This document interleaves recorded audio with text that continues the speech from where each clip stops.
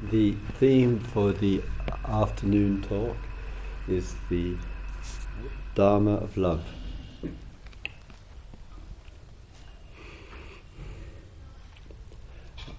In the exploration of the teachings,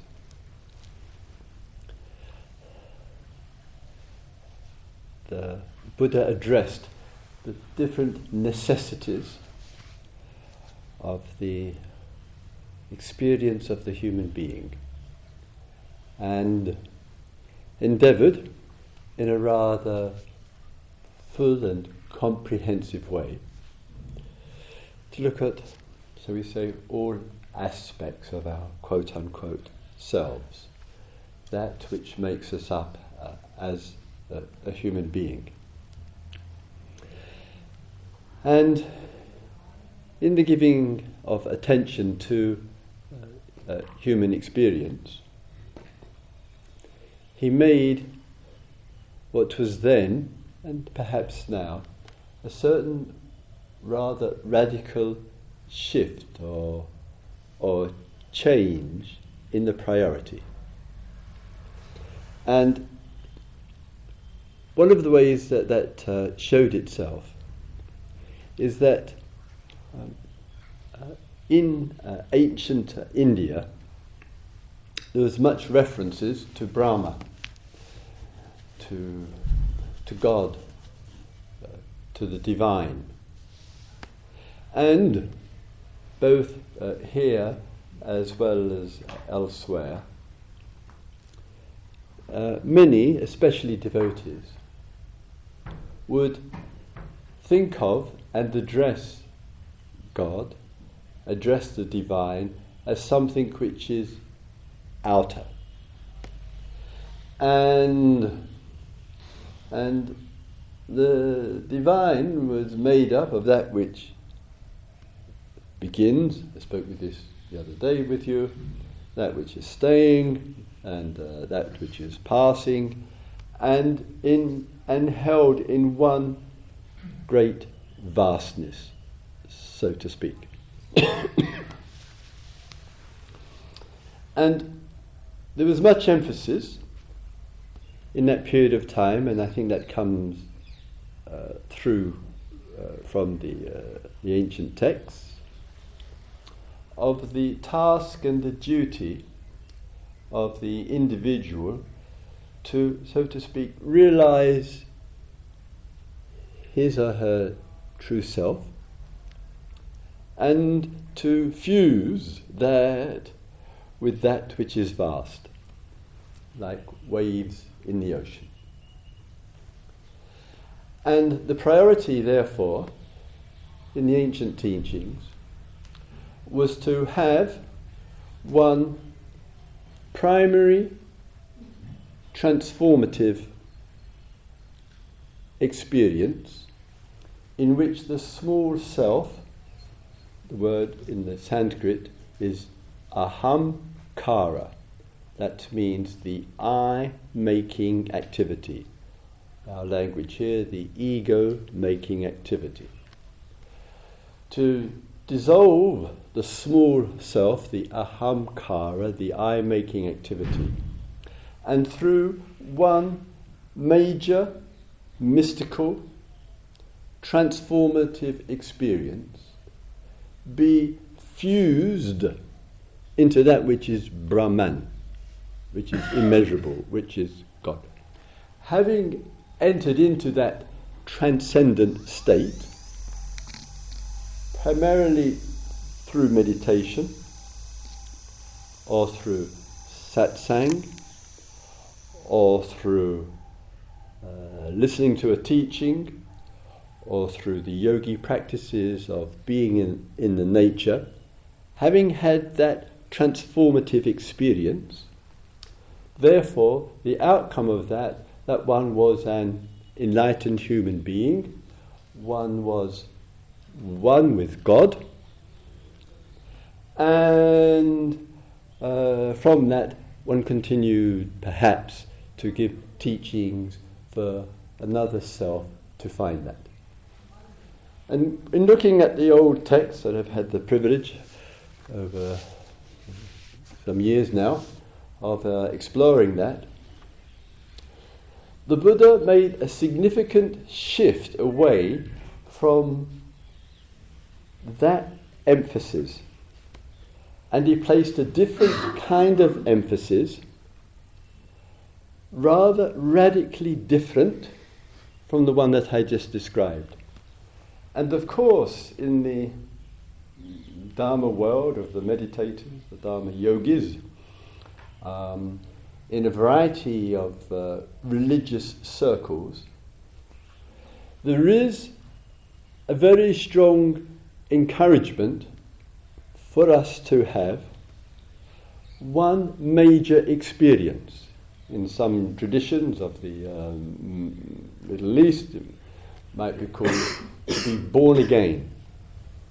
Something happens, perhaps through a book with great authority, perhaps through a missionary, perhaps through a significant event, and so to speak, God comes into one's life and one is born again. So it's not something peculiar here, but the Buddha actually made in the teaching a significant departure from it. But you wouldn't think so because of the tree. It would appear like, it would seem like the Buddha, well, I nearly said a born-again Buddhist, but I doubt it. The Buddha engaged in seeking, for sure. He led, as quite a few of you are doing for a short or long period of time, a nomadic way of life. He had contact with, he says, Uddaka and Dharma, some of the best teachers of the time. But he experienced what we might call a authentic and genuine, in contemporary language, existential difficulty. And it's quite prescribed, spoken of. And that is, when he went to the two teachers, with whom he had great love and immense respect, they, so to speak, guided him, gave him instructions and practices, in order that he has a certain profound experience which was of the infinite. So the finite, the limited, dropped away. He had a profound experience of what he referred to as the infinite there. And coming out of the experience of the infinite, he found himself once again having to deal with the finite, with the everyday, with his inner life, with his outer life there. And the teachers, both teachers, said to him, Gautama, you have realized what I have realized. You now have that same profound experience of the infinite as I have had. You've had that profound experience of infinite consciousness. You've had that profound experience in which one can't say there is a perception or there isn't a perception. It's very vast and profound.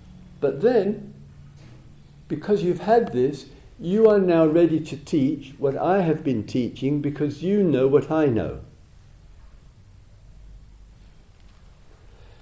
And Gautama, not the Buddha, remember, Gautama, seeing this, said, but I have come back into everyday life. I have come back into the ordinary and the everyday.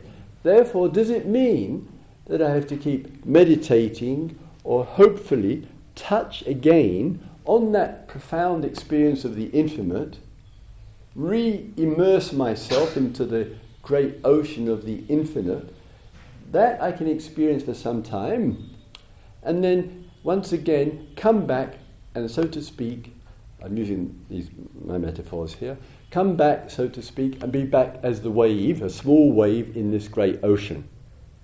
Is that the complete fulfillment of the search, of spiritual seeking, of exploration? And that existential doubt, that question about that, still led inside of him a sense of dissatisfaction. And even though this infinite was regarded as non-dual, because there was no other to it, it was regarded as being one with the waves, so it wasn't a duality in that way, but nevertheless, the feeling was, in the deep, I've experienced this infinite, this vast, this immeasurable, and the feeling is, now I am back into the everyday there. Is my life just going to be going backwards and forwards from the infinite to the finite?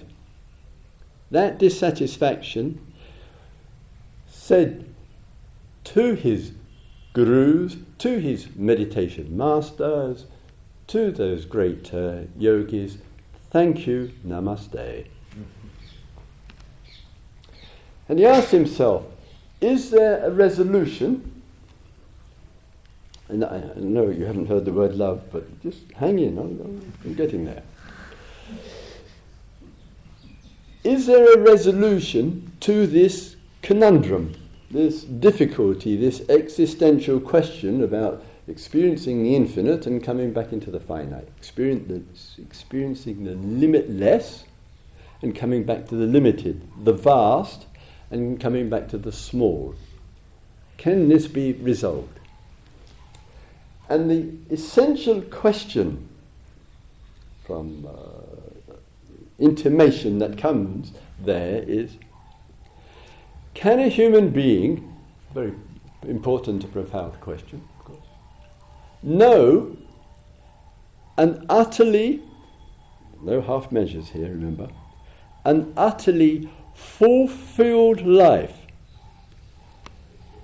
fulfilled to the point there is no difference between the limited and the limitless, the finite and the infinite?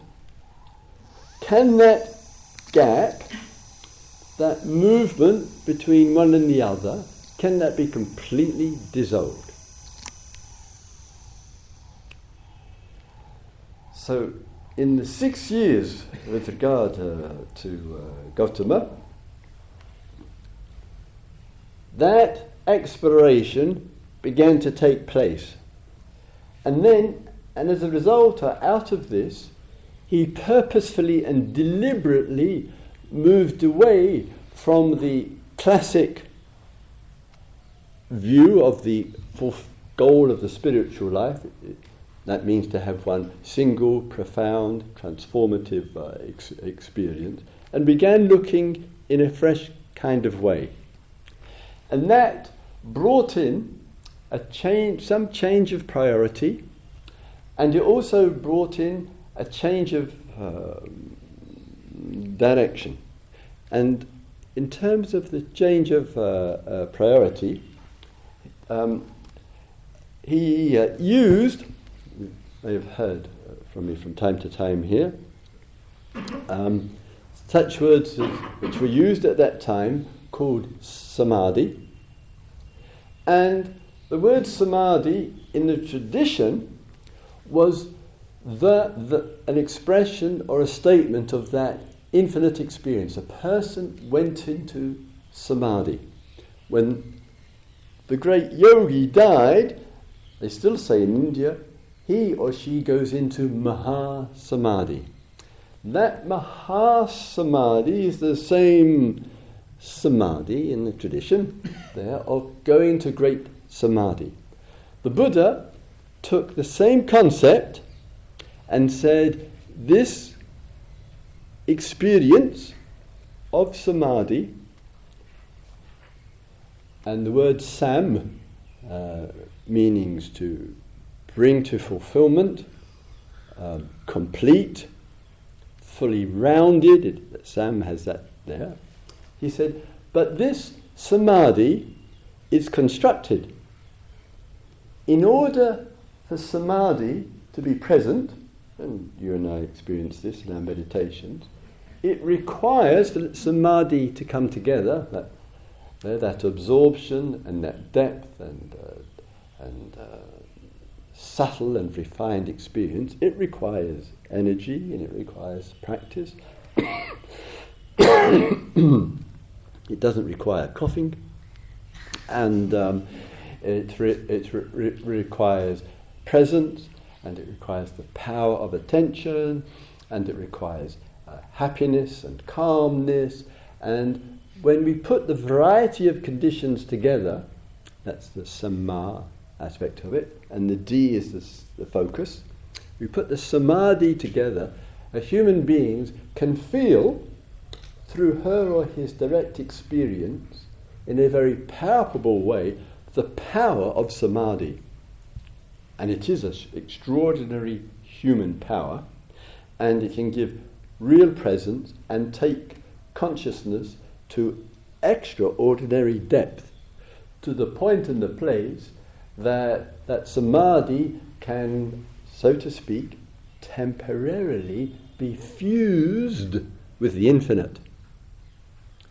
But because the samadhi fused with the vast, or the vast samadhi, if you will, as the Buddha points out, because it requires conditions, happiness and interest and the power of concentration and attention and harmony and quite often silence and support, because it requires all of that, when only 1, 2, 3 of those conditions need to stop dropping away, what's happened to the samadhi? It doesn't have its own existence. It requires a coming together. So the Buddha, in making it very clear here, said there is no absolute samadhi. It's a samadhi of the power of the human being to bring these qualities and attributes together of our inner life. Samadhi comes together. That's the sam. It's steady. That's the D in it. That really comes together, and that has incredible power to reveal, to open up, to discover. So there's great appreciation for it, but never giving it any grand ultimate status. The yogis didn't understand it. No, you're wrong, Gautama. Samadhi is the supreme experience. When we die, if we can go into samadhi, we will go into mahasamadhi. The Buddha, because it was very much a solitary, the tradition of the yogis, I see it time and time again, and it's still here in India. He took some of the features of what is called divine, Brahma, and he made another shift. It wasn't easily appreciated. And the shift was, instead of in any way, in whatsoever, looking in any way as the divine being outside and quite often up there,